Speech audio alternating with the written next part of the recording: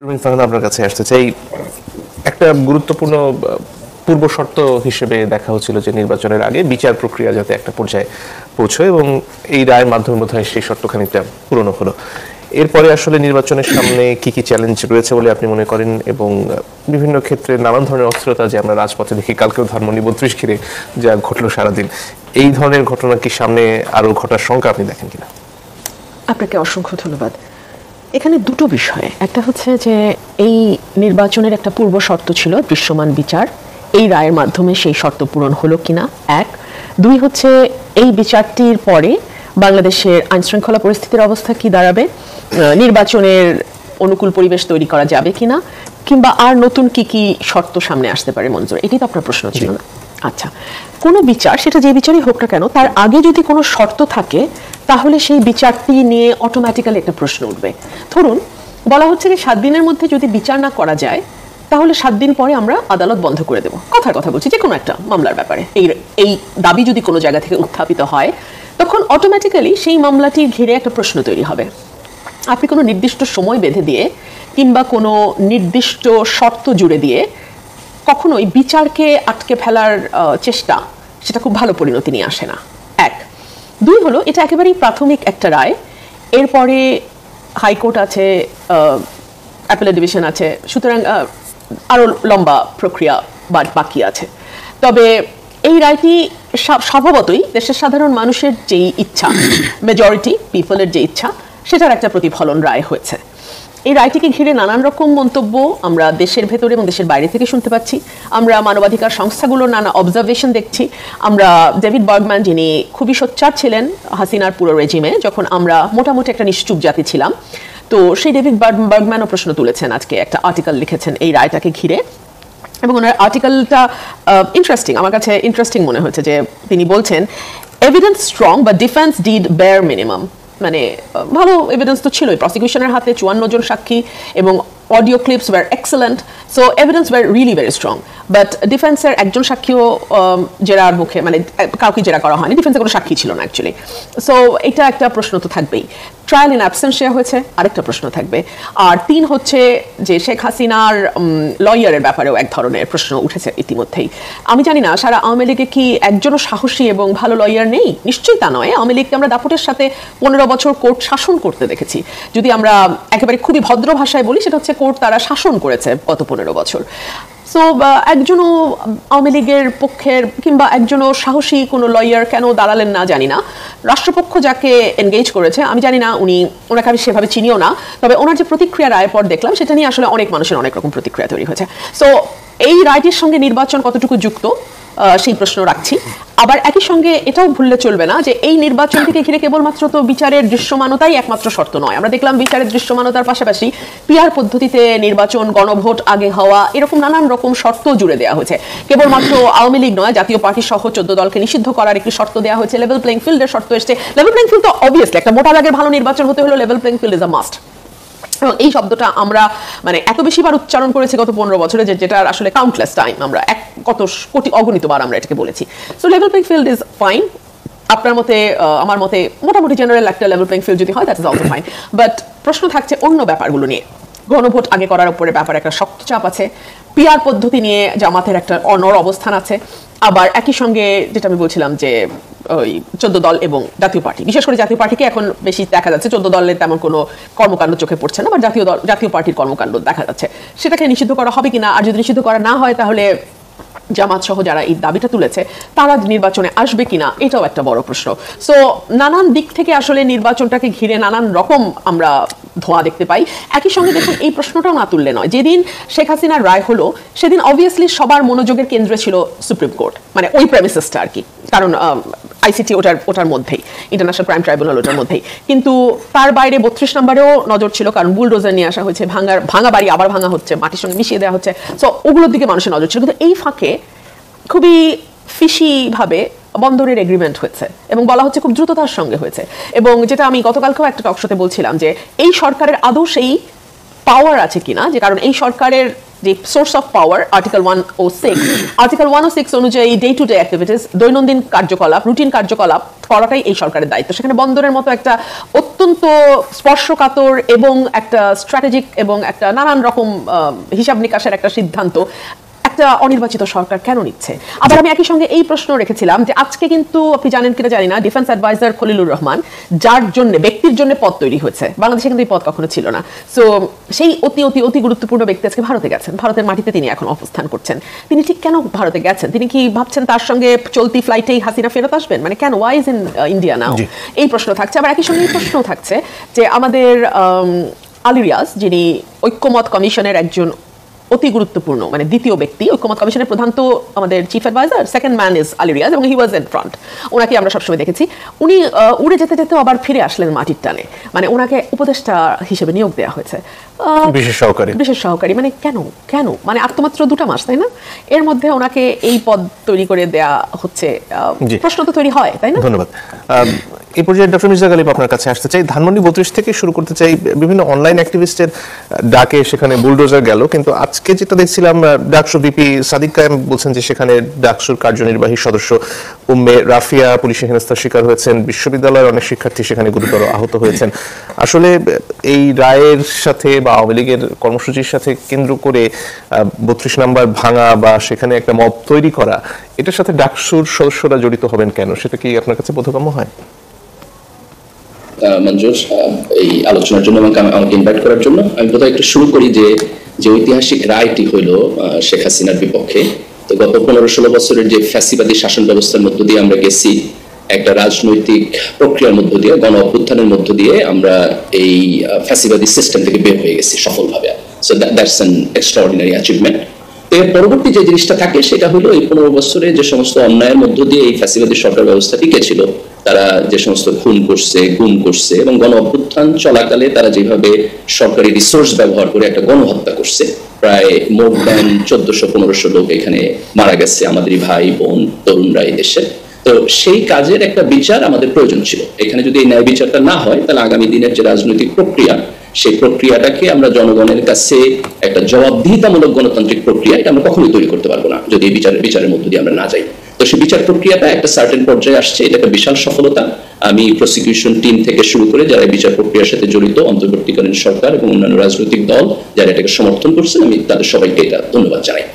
দ্বিতীয়ত হলো ধানমন্ডি 32 নম্বর নিয়ে আমরা যে জিনিসগুলো দেখতেছি। তো এখানে আমি যদি পাবলিক সাইকিকে বোঝার চেষ্টা করি, তাহলে আমি যেটা বুঝি সেটা হলো যে ধানমন্ডি 32 নম্বর এইটা মূলত আওয়ামী লীগের যে ফ্যাসিবাদ তার একটা সিম্বল হয়ে উঠছে আমাদের সমাজে।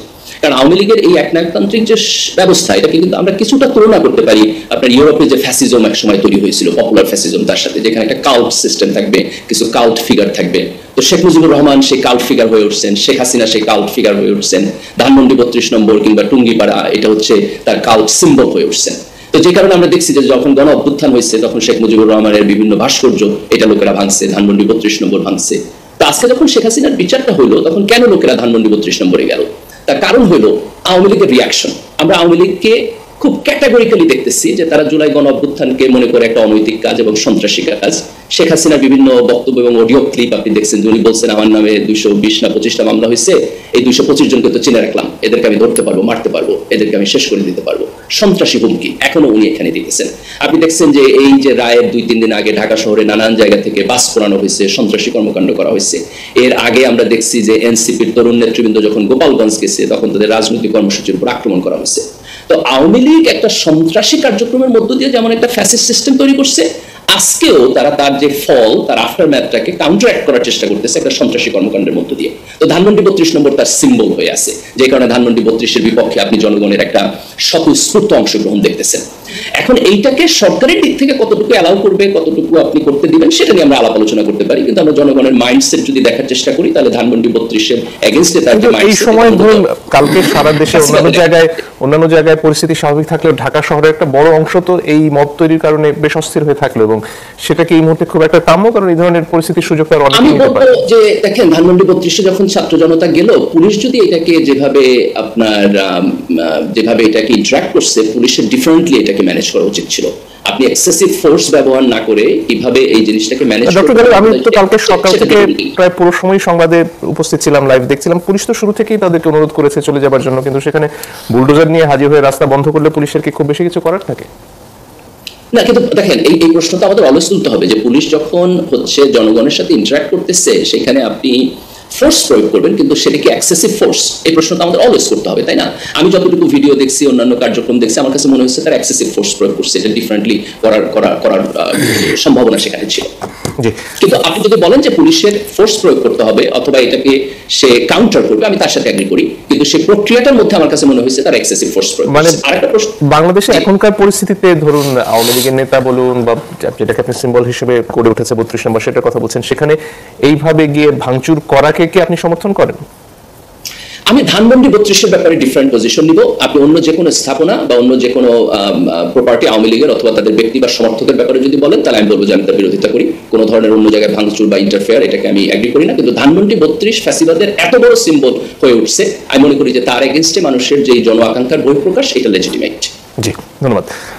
সামাদ বিষয় আপনার কাছে আসতে চাই। এই যে নানান ধরনের অস্থিরতা এখনো সমাজে রয়েছে এবং সেখানে কতগুলো বিষয় রবিন ফারহানাও বলছিলেন যে উচ্চ কক্ষে পিয়ারের ব্যাপারেও বিএনপির যেমন একটা অবস্থান রয়েছে, আবার পিয়ার নিয়ে সার্বিকভাবে জামাত ইসলামের একটা অবস্থান, তার পাশাপাশি বিচার নিয়ে এনসিপির কিছু দাবি, সনদ নিয়ে এনসিপির যে পর্যবেক্ষণ, সব মিলিয়ে নির্বাচনের আগের ধোঁয়াশাগুলো কাটছে কিনা?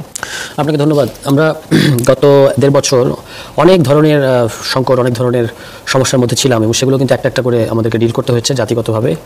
আস্তে আস্তে আমরা নির্বাচনের দিকে আগাচ্ছি। এখনও আমার কাছে মনে হয় যে নির্বাচনের আর সাকল্যে 75 দিনের মতো আছে। যেগুলোর কথা আপনি বললেন সংকট কিংবা এখনো বিবাদ হিসেবে, এগুলো কেটে যাবে, এগুলো খুব বড় কিছু আমি মনে করি না। কারণ এখানে তো এই যে পিয়ারের কথা যদি ধরেন, উচ্চকক্ষে পিয়ার বিএনপি এটার ব্যাপারে এগ্রি করে নাই। অন্যদিকে জামায়াত ইসলাম তো পুরো পার্লামেন্টে পিয়ার চায়, কিন্তু একটা তো আদেশ দিয়ে দেওয়া হয়েছে এবং আদেশের ব্যাপারে কোনো দল কিন্তু বলে নাই যে আমরা আদেশ মানি না।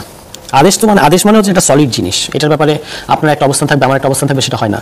আদেশটা কোথা থেকে দিয়েছে, সরকারের সোর্স অফ পাওয়ারটা কি বা অথরিটিটা কি, ওটা ওই আদেশই বলা আছে। এটা গণ অভ্যুত্থানের অভিপ্রায় জায়গা থেকে দিয়েছে, অন্তর্বর্তী সরকারের পরামর্শক্রমে রাষ্ট্রপতি দিয়েছেন, এটা পরিষ্কার বলা আছে। এবং এখানে 106 কিংবা কনস্টিটিউশনের কোনো ধারাকে আসলে রেফারেন্স হিসেবে বা মানে উৎস হিসেবে দেখানো হয় নাই। এখন পরবর্তীতে আদেশ চ্যালেঞ্জ হতে পারে কিনা, অনেকে বলছেন যেটা হবে, আমি মনে করি যে এটার কোনো সম্ভাবনা নাই। কেন? কারণ আপনি দেখবেন এখানে একটা খুব দারুণ কাজ অন্তর্বর্তী সরকার করেছে, যেটা আমি সমর্থন করি। সেটা হচ্ছে আদেশের মধ্য দিয়ে গণভোটের একটা ফ্রেম তৈরি করা হয়েছে। কারণ যেহেতু গণভোটটা নাই, আপনার কনস্টিটিউশনে নাই, 142 যে গণভোট, সেটা আর এই গণভোট এক জিনিস না। এটা জনগণের একটা সার্বভৌম ক্ষমতার বহিঃপ্রকাশ হিসেবে গণভোট। এই গণভোট সংবিধানের ভেতর থেকে মানে ডিরাইভ করা সম্ভব না। ফলে এটাকে একটা এক্সট্রা কনস্টিটিউশনাল গণভোট হিসেবে দিতে হবে, যেটা আবার আদেশ দিয়ে আপনি এটাকে ফ্যাসিলিটেট করলেন। এরপরে আবার এই আদেশটাকে গণভোটটার মধ্যেও কিন্তু আদেশটা যাচ্ছে, মানে জনগণ শুধু জুলাই সনদকে অ্যাপ্রুভ করছে না, জনগণ এই আদেশকে অ্যাপ্রুভ করছে।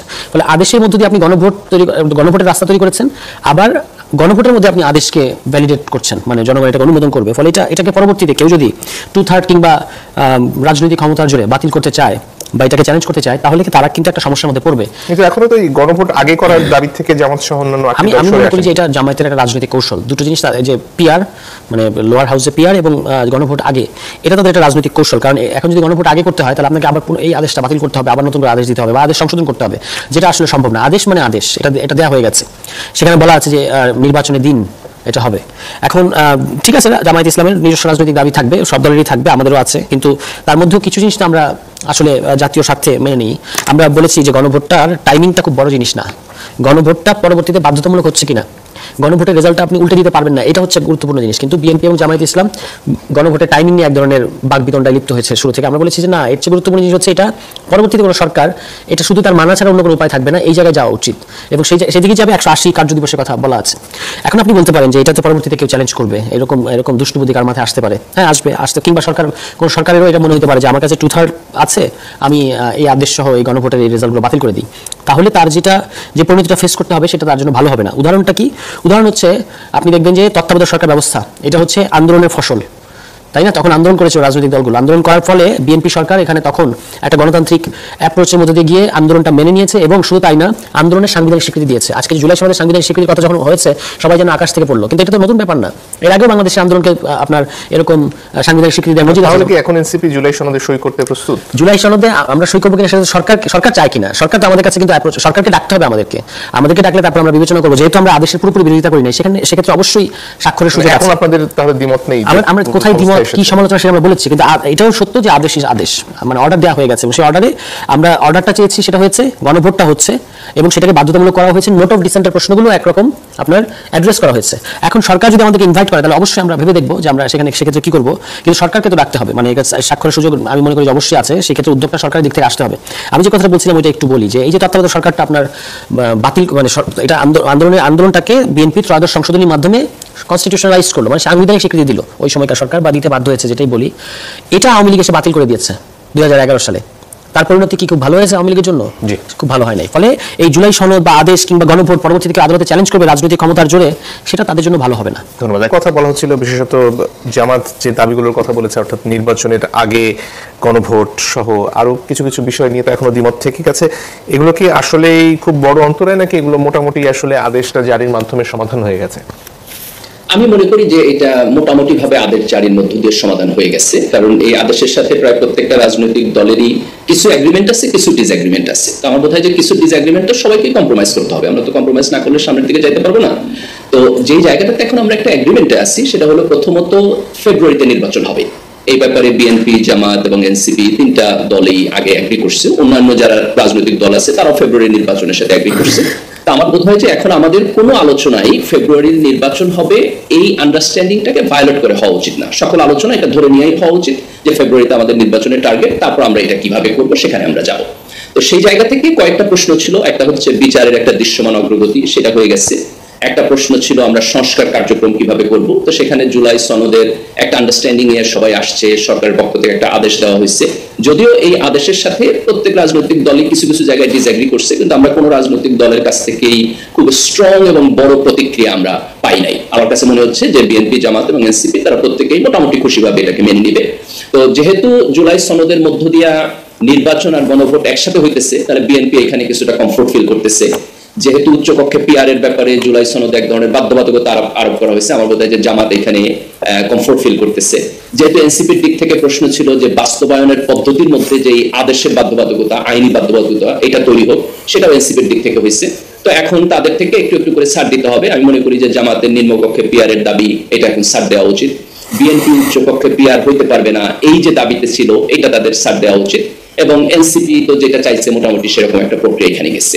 তো এখন আমাদের চোখ দেওয়া উচিত থার্ড পয়েন্টে। সে পয়েন্টটা হলো যে আমরা কিভাবে নির্বাচনকে নিরপেক্ষ করব, সেখানে আইন শৃঙ্খলা পরিস্থিতি ঠিক মতো থাকবে কিনা, যাতে করে কেউ কেন্দ্র দখল করে আপনার ভোট ডাকাতি না করতে পারে, অথবা নির্বাচনী ক্যাম্পেইন এবং প্রচারণার সময় যাতে করে সন্ত্রাসী কার্যক্রম না হয়, অথবা অবৈধ টাকার ব্যবহার না হয়। তো আমার মনে হয় যে সকল রাজনৈতিক দলের এবং নাগরিক সমাজের যারা আমরা কথাবার্তা বলি, তাদের প্রত্যেকের এখন চোখ যাওয়া উচিত যে নির্বাচন কমিশনকে শক্তিশালী করা, ভোট কেন্দ্রে আইন শৃঙ্খলা পরিস্থিতিকে ঠিক রাখা এবং নির্বাচনের দিন যেন আমরা একটা উৎসব মুখর পরিবেশে ভোট দিতে পারি, সেটা নিশ্চিতের জন্য আমাদের আলাপ আলোচনা করা। এবং সেই জায়গায় কয়েকটা জিনিস বোধহয় আমাদের চোখ দেওয়া উচিত। সেটা হলো নির্বাচন কি একদিনে হবে না, আমরা ভাগ করে করে করব।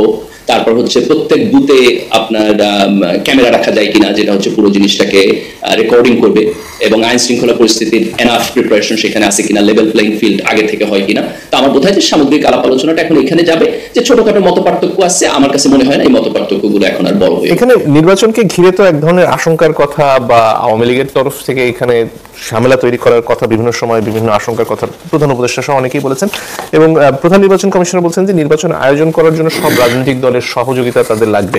সেটা আসলে কি ধরনের হতে পারে, বা সব মিলিয়ে এই যে আশঙ্কার কথা বা পার্শ্ববর্তী দেশ ভারত নিয়েও নানান ধরনের শঙ্কার কথা কাজ করে, সেগুলো আসলে কতটুকু সমস্যা তৈরি করতে পারে? দেখেন, এটাকে যদি আমি তিনটা ভাগে ভাগ করি, প্রথম ভাগটা যদি আমি মনে করি যে আওয়ামী লীগ এবং ভারতের ইন্টারফারেন্স, দ্বিতীয়টা আমরা ধরতে পারি আমাদের যে রাজনৈতিক দলগুলো আছে তাদের এক ধরনের ঐক্যমত, এবং তৃতীয়টা নির্বাচন কমিশনের এবং আইন শৃঙ্খলা যারা রক্ষা করবে তাদের সক্ষমতার প্রশ্ন। এই তিনটা জায়গায় যদি আমরা দেখি, তাহলে প্রথমে আমি মনে করি না যে আওয়ামী লীগ এবং ভারতের পক্ষ থেকে বাংলাদেশের আভ্যন্তরীণ রাজনীতিতে এখন কিছু করার আছে। তার কারণ হলো যেই গণ অভ্যুত্থানের মধ্য দিয়ে আওয়ামী লীগের পতন হয়েছে, এবং এই দেশের সাধারণ মানুষও বুঝে যে আওয়ামী লীগের এই ফ্যাসিবাদ মূলত ভারতের এক ধরনের প্যাট্রোনাইজেশনের মধ্যে দিয়ে তৈরি হয়েছে। আপনি যদি আজকে ভারতের সাথে বাংলাদেশের খেলায় দর্শকদেরকে দেখেন, যে তাদের উল্লাস অথবা যেভাবে তাদের ভারত বিরোধী অবস্থান তারা প্রকাশ করতেছে এই দেশের তরুণরা, সেখান থেকে একটা ক্লিয়ার আইডেন্টিফিকেশন আপনি পাবেন যে ফ্যাসিবাদকে তারা প্রত্যাখ্যান করছে এবং এই ভারতের আধিপত্যবাদকে তারা চরমভাবে প্রত্যাখ্যান করে। তো আমি মনে করি না যে ষড়যন্ত্র করে আওয়ামী লীগের পক্ষে অথবা ভারতের পক্ষে এখানে কোনো ধরনের ইনস্টেবিলিটি তৈরি করা সম্ভব। ছোটখাটো কিছু ট্রাই তারা করতে পারবে, কিন্তু একটা দেশের জাতীয় অবস্থানের উপরে এইভাবে চোরাগুপ্তা হামলা করে কিছু করার সুযোগ নাই। তো এটাকে আমি আউট অফ রুল বলবো, যদি অনেকে এটা ষড়যন্ত্র তত্ত্বের জায়গা থেকে মনে করেন এটা একটা থ্রেট, বাট আমি মনে করি যে এটা কোনো থ্রেট হতে পারে না। থ্রেট হলো বরং এই যে আমরা রাজনৈতিক দলগুলোর মধ্যে দেখতেছি তারা এর আগে ঐক্যমত হতে পারে না। এই ধরনের ইলেকশন কখন হবে? বিএনপি এক সময় ডিসেম্বরের মধ্যে নির্বাচনের দাবি তুলছিল, সেই দাবি জামাত এবং এনসিপি এগ্রি করে নাই। এই যে ডিসএগ্রিমেন্ট বিএনপির সাথে, জামাতের সাথে এবং এনসিপির সাথে, এবং এটার মধ্য দিয়ে আমরা একটা ঐক্যমতে যাইতে পারতেছি না, এইটা হলো সবচেয়ে বড় থ্রেট।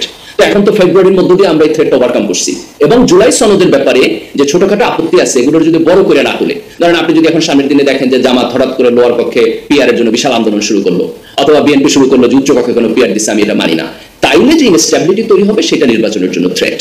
কিন্তু বিএনপি, জামাত, এনসিপি এবং অন্যান্য রাজনৈতিক দলগুলো যদি নির্বাচনের ব্যাপারে একমত হয় এবং এখন যে অবস্থানে আছে এই স্থিতি অবস্থা যদি মেনটেন করে, তাহলে আমি এখানে কোনো থ্রেট দেখি না। থার্ড পয়েন্টটা থাকবে যে ইলেকশন কমিশনের সক্ষমতা, পুলিশের আইন শৃঙ্খলা আপনার রক্ষা করার ক্ষেত্রে সক্ষমতা, এবং নির্বাচনের দিন তাদের যে দায়িত্ব পালন করা সেটার সক্ষমতা। এইটার ব্যাপারে আমি এখনো সাবস্টেন্সিয়াল প্রবলেম দেখি, কারণ আইন শৃঙ্খলা পরিস্থিতি এখনো ভালো হয় নাই। পুলিশকে আমরা খুব অ্যাক্টিভলি এখনো কাজ করতে দেখতেছি না। এখানে হয়তো আমাদের মিলিটারি ডিপ্লয় করতে হবে, এবং মিলিটারি এবং পুলিশ কিভাবে আইন শৃঙ্খলা রক্ষা করবে সেই জায়গাটা নিয়ে আরো বেশি আলাপ আলোচনা হওয়া উচিত। তো এই জায়গা থেকে লেভেল প্লেইং ফিল্ডের যে প্রশ্নটা সেটা খুবই রিলেভেন্ট বলে আমার মনে হয়। ধন্যবাদ। সামার তুষার, আপনার কাছে ফিরে আসি। নির্বাচন কমিশন তাদের নিরপেক্ষতা নিয়ে আপনারা বিস্তর অভিযোগ তুলেছেন। শেষমেশ শাপলা কলি প্রতীক পাওয়ার মধ্য দিয়ে সেটা আসলে কতদূর সমাধান হলো, এবং নির্বাচন কমিশন আসলে নিরপেক্ষভাবে আগামী নির্বাচন পরিচালনা করতে পারবে সেটা আপনারা এখন বিশ্বাস করেন কিনা? বিশ্বাসের চেয়ে বড় প্রশ্ন হচ্ছে এখনো কনফিডেন্স বা আস্থাহীনতার মধ্যে আছি আমরা। এটা আমরা কিন্তু আগে শুধু নিরপেক্ষতা নিয়ে প্রশ্ন তুলিনি, আমরা ইসির ক্যাপাসিটি নিয়ে প্রশ্ন তুলেছি। গোয়েন্দা রিপোর্ট যেটা ইসিকে পেশ করা হয়েছে সেখানে বলা হয়েছে 67%, 67% ভোট কেন্দ্র, মানে 28,000 ভোট কেন্দ্র এখনো ঝুঁকিপূর্ণ এবং সহিংসতার ব্যাপক আশঙ্কা সেখানে প্রকাশ করা হয়েছে। একটা নির্বাচনের আগে কিছু ভোট কেন্দ্র আপনার ঝুঁকিপূর্ণ থাকবে, এটা খুব স্বাভাবিক, বাংলাদেশে এরকম থাকে।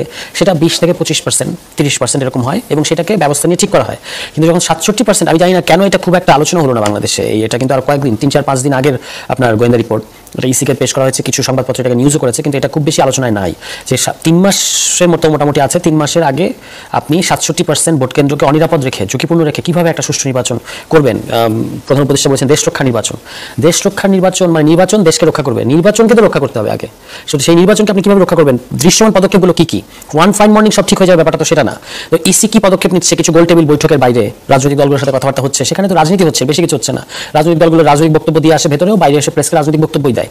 কিন্তু কিছু দৃশ্যমান ইফেক্টিভ পদক্ষেপ, মানে ধরেন কিছুই হবে না, আমরা ধরে নিলাম শেষ পর্যন্ত, কিন্তু এই এনভায়রনমেন্টটা বিরাজ করলে ভোটারদের সাইকোলজি বলে যে ভোটার টার্নআউটে এটা একটা প্রভাব পড়বে, যে অনেক ব্যাপক মারপিট হবে, আমরা যাবো না, মানে ভোটারদের এটা মনে হতে পারে। কিন্তু আপনি যদি পদক্ষেপ নেন একের পর এক এবং দেখান যে না, সরকার 2.5 মাস যাবত, সরকার এবং ইসি সহ সংশ্লিষ্ট যারা আছে তারা 2.5-3 মাস যাবত শুধু এটা নিয়ে কাজ করেছে। কারণ ওই যে গালিব ভাই বললেন, আমি এটার সাথে একমত, এখন মোটামুটি বিচার সংস্কার প্রশ্নগুলো সেটেল। শুধু আমরা দেখতে চাইবো রাজনৈতিক দলগুলো বিচারের ধারাবাহিকতা তাদের ইশতেহারের মধ্যে আনে কিনা।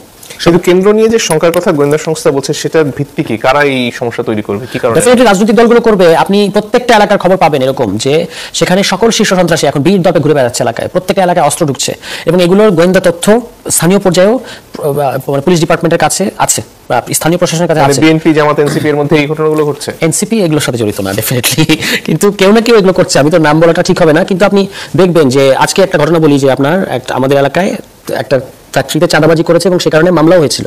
সেই মামলা তুলে নিয়ে দুঃখ প্রকাশ করতে বাধ্য হয়েছে ওই মানে কারখানার মালিক বা কারখানা কর্তৃপক্ষ। এবং অস্ত্র ঢুকছে এটা সবাই জানে, কিন্তু সেটা কোনো মানে সারাশি অভিযান এগুলো করে যে আপনি এগুলো করলে কি হবে? জনগণের মধ্যে একটা কনফিডেন্স ফিরে আসবে যে না, সরকার তৎপর, আইন শৃঙ্খলা বাহিনী তৎপর, তাহলে আসলে আমাদের ভোট দিয়ে কোনো শঙ্কা নাই। কিন্তু এই প্রাথমিকভাবে আওয়ামী লীগকে কেন্দ্র করে এই শঙ্কা না আপনাদের? আওয়ামী লীগ বলছে যে তারা নির্বাচন করতে দেবে না, জয়ের কথা শুনলাম, কিন্তু আমি মনে করি এটা মেজর কোনো থ্রেট হবে না। মানে বাংলাদেশের নির্বাচন খুব মানে নির্বাচনের ক্ষেত্রে আওয়ামী লীগ কোনো বড় কোনো ফ্যাক্টর না। তারা কিছু মানে এটাকে বানচাল করার জন্য কিছু কাজ করতে চাইবে, কিন্তু সেটা খুব বড় ফ্যাক্টর হবে না। বড় ফ্যাক্টর হবে যে এই যে ভোট কেন্দ্র দখল করতে চাওয়া, মারামারি, মুখোমুখি সংঘর্ষ, এবং অন্য যে সকল প্রার্থীরা পেশি শক্তির উপর নির্ভরশীল না, যারা হচ্ছে একটা সুষ্ঠু কায়দায় ক্যাম্পেইন করতে চায়, তাদের উপর অন্য প্রার্থীর সমর্থকেরা বা অন্য প্রার্থীর ক্যাডারেরা যে হামলা করতে চাইবে বা তাদেরকে বাধা দিতে চাইবে, ইতিমধ্যে আমার এলাকায় আপনি গেলে ঢুকবেন যে আমার প্রত্যেকটা পোস্টারকে নষ্ট করে ফেলা হচ্ছে, এবং এটা পরিষ্কারভাবে কারা করছে এটা সবাই জানে, কিন্তু প্রশাসনের কিন্তু সেক্ষেত্রে কোনো ব্যবস্থা নাই। কিন্তু এখনই এই অবস্থা হলে তফসিল ঘোষণার পরে কি অবস্থা হবে? সকল পোস্টার আছে, শুধু আমার পোস্টার নাই, এটা পুরো আমার নির্বাচনী এলাকারই একই চিত্র। তো এটা হচ্ছে মানে হচ্ছে আমাদেরকে পরবর্তীতে যে বাধা দেওয়া হবে সেগুলোর সিমটম এখন দেখা যাচ্ছে। প্রশাসনের এই ক্ষেত্রে আমরা কোনো কার্যকর পদক্ষেপ দেখি না, এটা হচ্ছে সমস্যা। এখন এইটাকে কিভাবে ঠিক করা যাবে, কিভাবে আপনি লেভেল প্লেইং ফিল্ড রাখবেন? ইতিমধ্যে একজন প্রার্থী গুলিবিদ্ধ হয়েছেন, গতকালকে পল্লবীতে ঢাকায় একজনকে মানে গুলি করা হয়েছে, একজন রাজনৈতিক নেতাকে, যুব দলের, এবং প্রচুর অস্ত্র আছে সারা দেশের বিভিন্ন জায়গায়। এগুলো আমরা কানাঘুষা শুনতে পাই। প্রশাসনের উচিত হচ্ছে এগুলো ব্যবস্থা নেয় এবং নিলে তারপর দেখবেন আপনি নির্বাচনের একটা সুষ্ঠু পরিবেশ। আমরা মানে ভোটার তো পরে সেকেন্ডারি, আগে প্রার্থীদের তো আপনার কনফিডেন্স থাকতে হবে। তো সেই কনফিডেন্স তো আমার অনেক লো, মানে যে আমি নামবো এবং আমার উপর অন্যরা আমার মুখী হবে না, এরকম নিশ্চয়তা আমি পাচ্ছি না। ফলে এই দিকে সরকারের পদক্ষেপ নেওয়া উচিত, খুব শক্ত পদক্ষেপ নেওয়া উচিত। কারণ এবার নির্বাচন যদি সহিংসতার কারণে বিতর্কিত হয় তাহলে কিন্তু এটার দায় কিন্তু সরকারকে নিতে হবে। তার যে 3টা ম্যান্ডেট, থার্ড ম্যান্ডেট, আপনি এটা কিন্তু একটা ফুল প্যাকেজ। একটা নষ্ট মানে বাকিগুলো নষ্ট হবে। ফলে সরকার যদি নির্বাচনটা সুষ্ঠুভাবে না করতে পারে তাহলে কিন্তু বাকি দুটাও আসলে বিতর্কিত হবে। ফলে এই ক্ষেত্রে সরকারের খুব শক্ত পদক্ষেপ আমরা প্রত্যাশা করি। নিশ্চয়ই। রুমিন ফারহান, আপনার কাছে ফিরে আসতে চাই। নির্বাচনকে কেন্দ্র করে বিএনপি যখন প্রার্থী একটা প্রাথমিক তালিকা ঘোষণা করলো, তারপর থেকে অনেকে আবার স্থানীয় পর্যায়ে প্রতিবাদ করছেন। টাঙ্গাইল 3, নওগাঁ 2 আসনে অনেকে আবার প্রার্থী পরিবর্তনের জন্য এক ধরনের আন্দোলন, মানববন্ধন ইত্যাদিও করছেন। এইসব আসলে মিটিয়ে এর পাশাপাশি শরিকদের আসলে কি আসন দেয়া হবে না হবে সেগুলো মিটিয়ে এর পাশাপাশি সন্ত্রাস, অস্ত্র এগুলো নিয়ন্ত্রণ করে একটা মোটামুটি সুষ্ঠু, গ্রহণযোগ্য, শান্তিপূর্ণ নির্বাচনের দিকে যাওয়ার পথে রাজনৈতিক দল হিসেবে আসলে বিএনপি কি করছে? বিএনপির জন্য এটা একটা বড় চ্যালেঞ্জ নিঃসন্দেহে। যেখানে আমরা দেখছি যে অনেক দল হয়তো 300 আসনে যোগ্য প্রার্থী দিতে হিমশিম খাচ্ছে, সেখানে বিএনপির এক একটা আসনে অন অ্যান অ্যাভারেজ 8 থেকে 10 জন প্রার্থী রেডি হয়ে আছে নির্বাচন করবার জন্য। সুতরাং প্রার্থীদের নিজেদের মধ্যে, কারণ মনোনয়ন তো আসলে একজনের বেশি দেওয়া সম্ভব না, সো যাকে আপনি মনোনয়ন দিবেন তার সঙ্গে বাকি 9 জন কোঅপারেট করবে কিনা, কোঅপারেট না করলে দল হিসেবে বিএনপি তাদেরকে কতটুকু বাধ্য করতে পারবে, সাহায্য বা সহযোগিতা, অ্যাটলিস্ট সাহায্য সহযোগিতা যদি নাও করে, কোনো রকম কোনো প্রতিবন্ধকতা যাতে তৈরি না করে, সেই ব্যাপারে অন্যান্য প্রার্থীদেরকে বাধ্য করা, মানে অন্যান্য যারা হতে চায় প্রার্থী, অ্যাসপায়ারিং ক্যান্ডিডেটদের বাধ্য করা, সেটাও একটা বড় চ্যালেঞ্জ। 2 হচ্ছে আমি দেখলাম যে 200-র বেশি আসন নাকি শরিকরাই চাইছে বিএনপির কাছে। 200 কয়টা জানি তো it sounds little funny, but এটাই তো সত্য, এটাই হচ্ছে এখন। তো তাই যদি হয় তাহলে তার বিএনপির নিজস্ব নেতা কর্মী প্রার্থী থাকবার আর কিছু নাই, তাহলে এখন সবই শরিকদের দিয়ে দিতে হয়। বাট এই যেটার মধ্যে একটা ফাইন ব্যালেন্স নিয়ে আসা, এটাও বিএনপির জন্য একটা বড় চ্যালেঞ্জ। 3 হচ্ছে আপনি যেটা বললেন, যেটা আমি মনে করি সকল প্রার্থী, সকল দল, সকল ভোটারের জন্যই এটা একটা চ্যালেঞ্জ, সেটা হচ্ছে অবৈধ অস্ত্র এবং অবৈধ, মানে যাদের আসলে ভেতরে থাকার কথা ছিল, যারা যে কোনো কারণে হোক 5ই আগস্টের পর বেরিয়ে গেছে, যারা পলিটিক্যাল না, প্রিজনার না, তারা কোনো শীর্ষ সন্ত্রাসী কিংবা তাদের সঙ্গী সাথী, তাদের গ্রুপের মেম্বার, এরকম অনেকেই 5 তারিখের পর বেরিয়ে গেছে। যে due process of law follow করে বেরিয়ে গেছে তা না, কোর্ট মানে কি বলে জেলখানায় গোলাগুলি হয়ে দরজা ভেঙে গেট ভেঙে বেরিয়েছে তারা। সো এরকম একটা অবস্থায় জাতীয় নির্বাচন হতে যাচ্ছে, যেখানে অনেকগুলো ভেস্টেড কোয়ার্টারই আছে যারা হয়তো চাচ্ছে না নির্বাচনটা ভালো হোক। সেদিক থেকেও এটা একই সাথে সকল স্টেক হোল্ডারের জন্যই একটা চ্যালেঞ্জ। এখন এটা আসলে কার স্বার্থে যাবে? যদি নির্বাচন ভালো না হয় বা নির্বাচন কোনো কারণে বাধাগ্রস্ত হয়, কার লাভ হবে? নির্বাচন যদি বাধাগ্রস্ত হয় সবচেয়ে বেশি লাভ হবে আওয়ামী লীগের, এর চেয়ে বেশি লাভ আর কারো হবে না। 2 হচ্ছে সরকারের ভেতরেও অনেক সরকার থাকে, তাদের কারো লাভ হবে। কিরকম লাভ হবে? এই সরকারটি যদি দীর্ঘায়িত হয় তাহলে আরেকটু বেশি সময়ের জন্য, আরেকটু লম্বা সময়ের জন্য ক্ষমতা এক্সারসাইজ করা, পাওয়ার এনজয় করা, সেটার একটা ব্যাপার আছে। এবং কোনো রাজনৈতিক দল এরকম ভাবতে পারে যে সময় যত যাবে আসন তত বাড়বে, আমি আরো একটু বেশি সময় পাবো কাজ করার, আরেকটু বেশি সময় পাবো অন্য দলের ব্যাপারে নেতিবাচক প্রচারণা চালানোর, সো আমার আসন হয়তো কিছু বাড়বে। এটা সেই দলগুলোকেও এক ধরনের কমফোর্ট দেবে। আর কালকে যেটা শেখ হাসিনা পুত্র সজীব ওয়াজেদ জয় বলেছেন যে আওয়ামী লীগ চেষ্টা করবে নেক্সট নির্বাচনটা, 26-এর নির্বাচনটাকে পণ্ড করতে। আওয়ামী লীগের ব্যাপারে আমাদের পলিটিক্যাল এক্সপিরিয়েন্স বলে যে তারা সরকারে থাকলে যত না নৃশংস, তার চেয়ে বেশি নৃশংস তারা বিরোধী দলে থাকা অবস্থায়। আমরা বাংলাদেশে প্রথম, কিন্তু গত কয়েকদিনের কর্মসূচিতে কি তারা তার কোনো প্রমাণ রাখতে পেরেছে? তার সেই আগের অবস্থান কি আর আদৌ আছে বাংলাদেশে? দেখুন, এটা আমি এভাবে বলাটা মুশকিল, কিন্তু একই সঙ্গে বাংলাদেশের আইন শৃঙ্খলা পরিস্থিতিতেও 14 মাসে খুব যে একটা উন্নতি হয়েছে তা না। কিন্তু on the top of that বিভিন্ন জায়গায় যেভাবে আগুন সন্ত্রাস বেড়েছে, বিভিন্ন জায়গায় নানানভাবে আতঙ্ক তৈরি করে এমন পরিবেশ হয়েছে যে মানুষ স্বেচ্ছায় আওয়ামী লীগের কর্মসূচি, মানে অ্যাজ ইফ মানুষ এটা ঘর থেকে ভয়ই বের হয় নাই। হ্যাঁ, সো এরকম একটা পরিবেশ ভোটের জন্য খুব ভালো পরিবেশ না। ভীতির মধ্যে ভোটারকে রেখে, ভীতির মধ্যে নেতাকর্মীদেরকে রেখে, সেটা যে দলেরই নেতাকর্মী হোক, এটা নির্বাচনের জন্য খুব অনুকূল পরিবেশ না। আর বাংলাদেশে আওয়ামী লীগ বিরোধী দলে থাকলে কি করতে পারে তার একটা উদাহরণ আমরা লগি বৈঠার সেই তাণ্ডব মনে পড়ে। আর মনে পড়ে বাংলাদেশে মানে যাত্রীবাহী গাড়িতে আগুন দিয়ে মেরে ফেলার যেই সংস্কৃতি 2004-এ শেরাটনের সামনে আওয়ামী লীগ প্রথমবারের মতন চালু করছিল। সো এগুলো আওয়ামী লীগ বিরোধী দলে থাকলে তাদের নৃশংসতার অনেক রকম নতুন কায়দা আমরা মানে দেখি। সো এখন তারা আসলে কোন কায়দা বা কোন স্ট্র্যাটেজি নিয়ে এগোবে আমরা জানি না। জি।